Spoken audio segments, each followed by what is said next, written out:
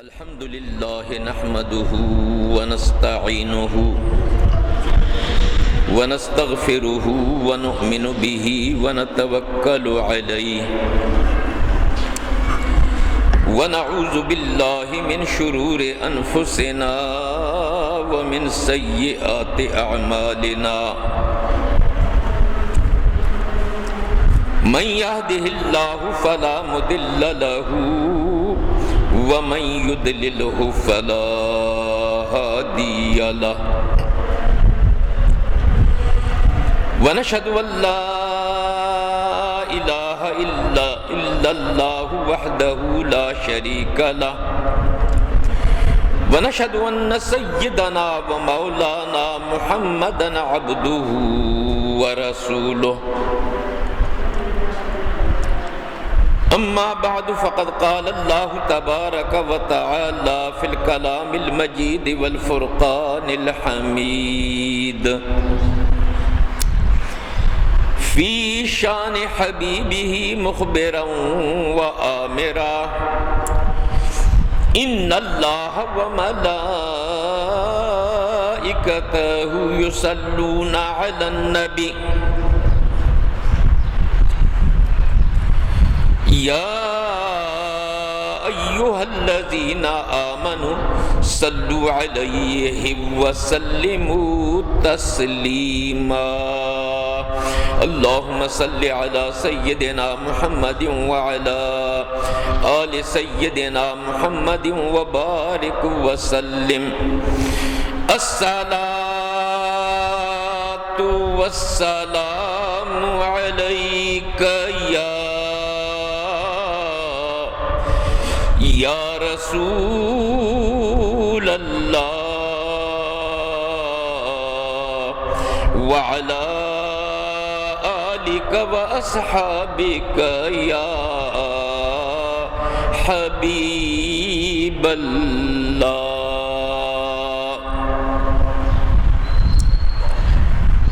أما بعد فقد قال الله تبارك وتعالى في الكلام المجيد والفرقان الحميد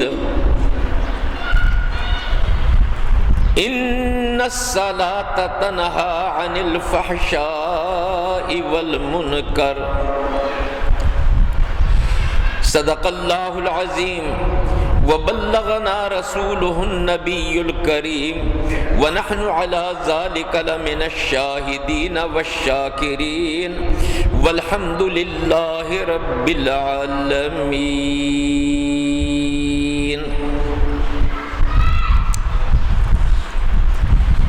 شاد باد اے عشق خوش سودائے ماں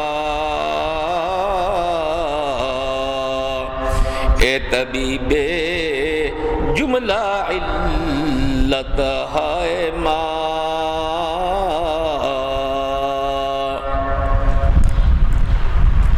تو مباش اصلا کمال اینستو رو درو گمشو وصال اینست و بس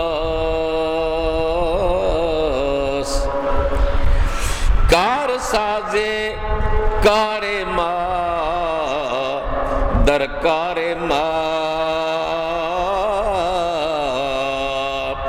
فکر ماں در کار ماں آزار ماں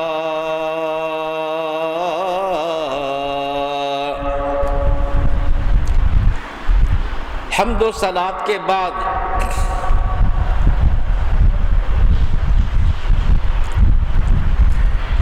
اللہ تعالیٰ نے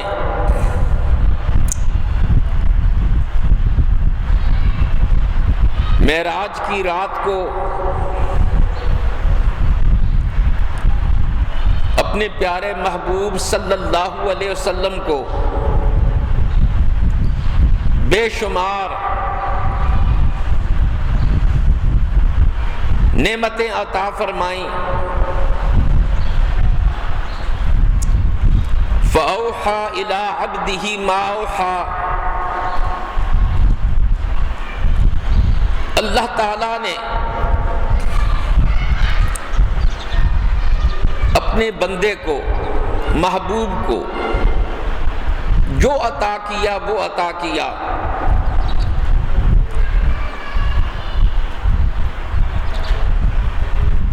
اللہ تعالیٰ نے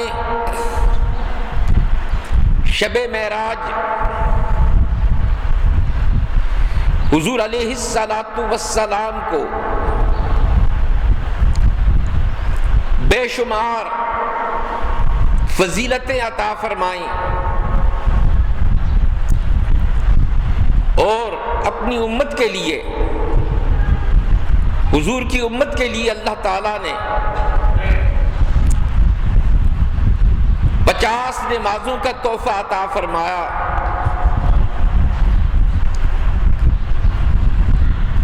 جب حضور علیہ السلام واپس تشریف لائے، حضرت موسیٰ علیہ السلام سے ملاقات ہوئی، پوچھا کیا تحفہ عطا کیا ہے اللہ تعالیٰ نے؟ تو حضور نے فرمایا 50 نمازیں. تو موسیٰ علیہ السلام نے عرض کیا کہ میری امت پر 2 نمازیں فرض تھیں، وہ نہیں ادا کر سکتے تھے. آپ کی امت، ضعیف امت، دن میں 50 نمازیں کیسے ادا کرے گی؟ لہذا جائیں اور اللہ تعالیٰ سے تخفیف کی سفارش کریں. حضور علیہ السلام دوبارہ تشریف لے گئے، اللہ تعالیٰ نے 5 نمازیں معاف کر دی. پھر موسیٰ علیہ السلام نے فرمایا کہ یہ بھی زیادہ ہیں. آپ پھر تشریف لے گئے، 5 نمازیں اور کم ہوئیں. کرتے کرتے اللہ تعالیٰ نے 45 نمازیں معاف فرما دی اور 5 نمازیں چھوڑ دی، اور ارشاد فرمایا کہ اے میرے محبوب، آپ کی امت اگر 5 نمازیں پڑھے گی تو میں اس کو 50 نمازوں کا ثواب عطا فرماؤں گا. یہ نماز اللہ تعالیٰ نے لامکان پر اپنے پیارے حبیب صلی اللہ علیہ وسلم کو امت کے لیے تحفہ عطا فرمایا. اس میں کیا کیا خوبیاں ہیں وہ تو اللہ تعالیٰ کے خاص بندے ہی جانتے ہیں.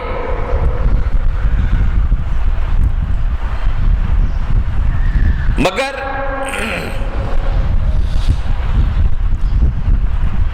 نماز میں اللہ تعالیٰ کا خصوصی قرب عطا ہوتا ہے.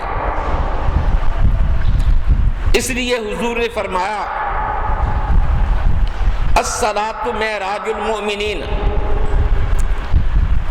نماز مومنوں کی معراج ہے. نماز کے اندر انسان کو اللہ تعالیٰ کا خصوصی قرب عطا ہوتا ہے.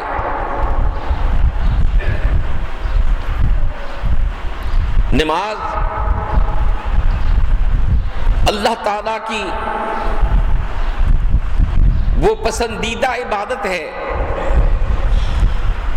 کہ سب سے زیادہ اللہ تعالیٰ نے قرآن پاک میں نماز کا حکم دیا ہے. اور نماز سب پر فرض ہے. جس کو اللہ تعالیٰ نے عقل اور ایمان کی دولت عطا کی ہے، بالغ ہے، اس پر نماز ادا کرنا فرض ہے۔ اور گزشتہ جمعے کو میں نے بتایا تھا کہ نماز جو نہیں پڑھتا اس کے لیے کتنی وعید ہے، بلکہ ایک روایت کے اندر آتا ہے کہ جو لوگ نماز نہیں پڑھتے وہ قیامت کے دن فرعون، شداد، حامان، قارون اور ابی ابن خلف کے ساتھ اٹھائے جائیں گے۔ اگر کوئی آدمی حکومت کی بنا پر، اقتدار کی بنا پر نماز نہیں پڑھتا تو حضرت سلیمان علیہ السلام کو دکھایا جائے گا کہ ان کو اللہ تعالیٰ نے پوری دنیا کی حکومت عطا کی، انسانوں کے ساتھ ساتھ حیوانات پر بھی اللہ تعالیٰ نے آپ کو حکومت عطا فرمائی، ہوا پر بھی حکومت عطا کی، ان پر بھی نماز فرض تھی۔ لہذا اگر حکومت کی وجہ سے نماز معاف ہوتی تو سلیمان علیہ السلام پر معاف ہوتی، لہذا اقتدار میں کی وجہ سے، حکومت کی وجہ سے جو نماز چھوڑے گا وہ قیامت کے دن فرعون کے ساتھ اٹھایا جائے گا۔ اور جو آدمی وزارت یا مشیر ہونے کی وجہ سے، وزیر و مشیر ہونے کی وجہ سے نماز نہیں پڑھے گا وہ حامان کے ساتھ قیامت کے دن اٹھایا جائے گا۔ اور جو دولت کی زیادتی کی وجہ سے نماز نہیں پڑھے گا وہ قیامت کے دن قارون کے ساتھ اٹھایا جائے گا۔ اور جو آدمی دکانداری اور کاروبار کی بنا پر نماز چھوڑے گا تو اس کو ابی ابن خلف کے ساتھ اٹھایا جائے گا۔ ابی ابن خلف سرکار کا وہ دشمن تھا جس نے تلوار کو زہریلا پانی پلایا اور کہنے لگا کہ اے محمد، یہ تلوار میں نے تیرے لیے بنائی ہے، معاذ اللہ میں تجھے اس کے ساتھ شہید کروں گا۔ حضور مسکرائے اور فرمانے لگے اے ابی ابن خلف، تو مجھے قتل نہیں کر سکتا، اللہ تعالیٰ کا وعدہ ہے واللہ یعصمک من الناس، اللہ تعالیٰ تمہیں لوگوں کے شر سے محفوظ فرمائے گا، لیکن تو میرے ہاتھ سے مردار ہوگا، فی النار ہوگا، اور تو میرے ہاتھ سے قتل ہوگا۔ چنانچہ ایسا ہی ہوا کہ ابی ابن خلف کو حضور علیہ السلام کی تلوار کا چھوٹا سا زخم لگا اور اس نے چیخنا شروع کر دیا۔ ابو جہل، عتبہ، بڑے بڑے کفار نے کہا کہ تم اتنے بہادر آدمی تھے اور اس معمولی زخم کی وجہ سے اتنے گھبرا گئے۔ اس نے کہا زخم کی وجہ سے نہیں گھبرایا، بلکہ محمد نے فرمایا تھا کہ تو میرے ہاتھ سے قتل ہوگا، لہٰذا مجھے یقین ہے کہ حضور علیہ السلام کے ہاتھ سے میں قتل ہوں گا۔ چنانچہ اسی زخم میں اللہ تعالیٰ نے اتنا عذاب رکھا تھا کہ ابی ابن خلف اس جہان سے چلا گیا، فی النار ہوا۔ تو معلوم یہ ہوا کہ نماز نہ پڑھنا یہ اللہ تعالیٰ کی ناراضگی اور غضب کا سبب ہے۔ نماز نہ پڑھنے والے بڑے بڑے کفار کے ساتھ قیامت کے دن اٹھائے جائیں گے۔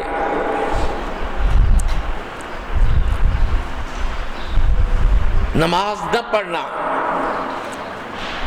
بہت بڑا گناہ ہے۔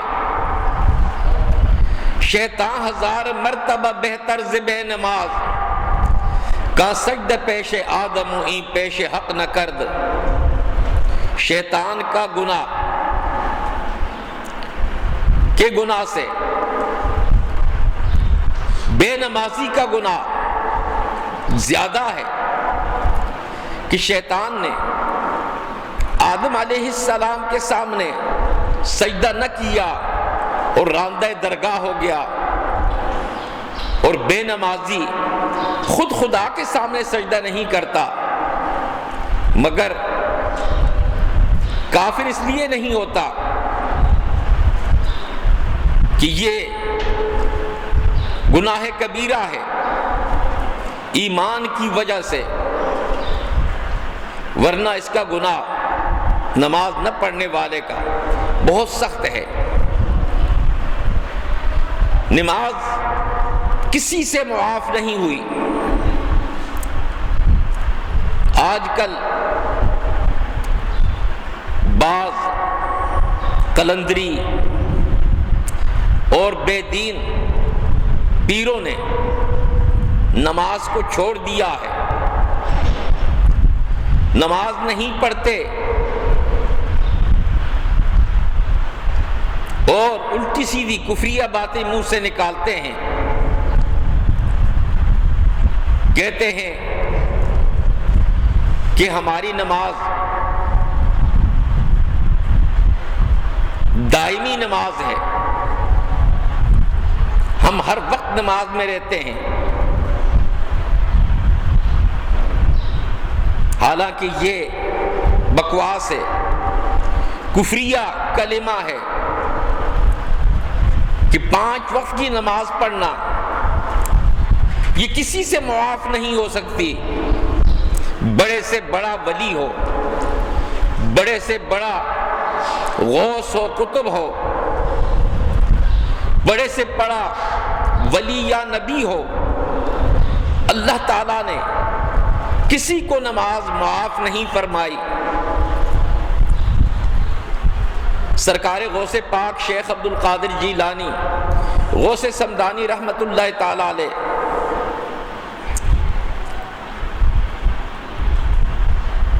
ایران کے بغداد کے پہاڑوں میں اللہ تعالیٰ کی عبادت میں مصروف تھے، اور 25 سال انہوں نے اللہ تعالیٰ کی عبادت کی پہاڑوں میں۔ ایک مرتبہ آپ عبادت کے اندر مصروف تھے اور ایک نورانی تخت سامنے آیا، اس میں سے آواز آئی، اے عبد القادر میں تیرا رب ہوں، تو نے اتنی عبادت کی ہے کہ میں نے خوش ہو کر نمازیں معاف کر دی ہیں، لہذا اب تو نماز نہ پڑھ۔ شیخ عبد القادر جیلانی رحمت اللہ تعالی علیہ نے لا حول ولا قوت پڑھا اور کہا کہ اے شیطان، تو مجھے نماز سے روکتا ہے، نماز تو میرے آقا و مولا حضرت محمد مصطفیٰ صلی اللہ علیہ وسلم سے معاف نہیں ہوئی، تو مجھ سے کیسے معاف ہو سکتی ہے؟ معلوم ہوتا ہے تو شیطان ہے۔ جب لاہور پڑی تو اس کا وہ تخت ریزے ریزے ہو گیا، اور بھاگتا ہوا کہنے لگا کہ اے عبد القادر، میں نے ہزاروں اولیاء کو اسی طرح گمراہ کیا ہے، مگر تجھے تیرے علم نے بچا لیا۔ شیخ عبد القادر جیلانی رحمت اللہ تعالی علیہ نے کہا کہ اے شیطان، آخر میں بھی تو مجھے دھوکہ دے رہا ہے اور کہتا ہے کہ تجھے علم نے بچایا۔ اگر علم بچاتا تو استاد الملائکہ تھا، تجھے بچاتا۔ مجھے علم نے نہیں بچایا بلکہ اللہ تعالیٰ کے فضل و کرم نے بچایا۔ جو فقیر چرس پیتے ہیں، شراب پیتے ہیں، داڑھی منڈواتے ہیں اور شریعت کے خلاف کام کرتے ہیں اور ولایت کا دعویٰ کرتے ہیں تو وہ ولی نہیں، شیطان ہے۔ کار شیطان می کند نامش ولی، گر ولی این است لعنت بر ولی۔ شیطان کے کام کرتا ہے اور اس نے اپنا نام ولی رکھا ہوا ہے۔ اگر ایسا ولی ہے تو ایسے ولی پر اللہ تعالیٰ کی پھٹکار اور لعنت ہو۔ اللہ تعالیٰ کسی ولی سے، کسی نبی سے، کسی مسلمان سے نمازوں کو معاف نہیں فرماتا۔ نمازیں سب پر فرض ہیں۔ ہمارا بھی کئی فقیروں سے واسطہ پڑا ہے، جب نماز کا وقت آتا ہے تو وہ نماز نہیں پڑھتے، ان کو نماز کا کہا جائے تو وہ ناراض ہو جاتے ہیں۔ تو اس کا مطلب یہ ہوا کہ اللہ تعالیٰ کے نزدیک وہ ولی نہیں بلکہ شیطان کے چیلے ہیں کہ نماز تو نہیں پڑھتے، اللہ تعالیٰ سے ان کا کوئی تعلق نہیں اور اپنے آپ کو ولی ظاہر کرتے ہیں۔ مولانا رومی فرماتے ہیں اگر ایسا شیطانی کام کرنے والا اپنے آپ کو ولی کہلائے تو وہ ولی نہیں بلکہ اللہ تعالیٰ کی اس پر لعنت ہو۔ نماز ہر انسان پر فرض ہے اور خشوع و خضوع کے ساتھ، یکسوئی کے ساتھ نماز پڑھنی چاہیے۔ حدیث پاک میں آتا ہے حضور علیہ الصلاۃ والسلام نے ارشاد فرمایا لا صلاۃ الا بحضور القلب، کہ نماز کامل نہیں ہو سکتی جب تک حضور قلبی سے یکسوئی کے ساتھ نماز نہ پڑھی جائے۔ نماز کے آداب میں سے یہ ہے کہ انسان نماز کے اندر خشوع و خضوع کا اہتمام کرے، یکسوئی کے ساتھ اللہ تعالیٰ کی نماز پڑھتے وقت اللہ تعالیٰ کے ساتھ انسان کا تعلق ہو اور دنیاوی خیالات سے اپنے آپ کو بچائے۔ علماء نے لکھا ہے کہ جب انسان نماز کے اندر داخل ہو جائے تو نہایت ہی آرام کے ساتھ، سکون کے ساتھ، خشوع و خضوع کے ساتھ نماز پڑھے اور خشوع و خضوع کے لیے اللہ تعالیٰ کی ذات کا تصور کرے کہ اللہ تعالیٰ مجھے دیکھ رہا ہے، اور نماز کے جتنے بھی سبق ہے، الفاظ ہیں، ان کی طرف خیال کرے اور اللہ تعالیٰ کی عظمت کا اور نماز کے الفاظ کے ترجمے کا خیال کرتے ہوئے نماز پڑھے تو آہستہ آہستہ اللہ تعالیٰ پھر نماز میں خشوع و خضوع پیدا فرما دیتا ہے، اور جب انسان کی نماز خشوع و خضوع والی ہو جائے تو پھر یہ نماز انسان کو کہاں سے کہاں پہنچا دیتی ہے۔ نماز فرض سب پڑھتے ہیں، 4 فرض ظہر کے، 4 عصر کے، 3 مغرب کے، 4 عشاء کے، واجب 3 ہیں، وطروں کی نماز اور سنن مؤکدہ صبح کی نماز میں 2 رکعتیں ہیں، ظہر کی نماز میں 2 رکعتیں ہیں، اور مغرب میں 2 رکعتیں، عشاء کے اندر 2 رکعتیں، یہ سنن مؤکدہ ہیں۔ اس کے علاوہ نوافل اور سنن غیر مؤکدہ، تو جب انسان سنتیں پڑھتا ہے، نوافل پڑھتا ہے، فرض پڑھتا ہے، تو سب سے پہلے نوافل کی وجہ سے اللہ تعالیٰ انسان کو قرب عطا فرماتا ہے۔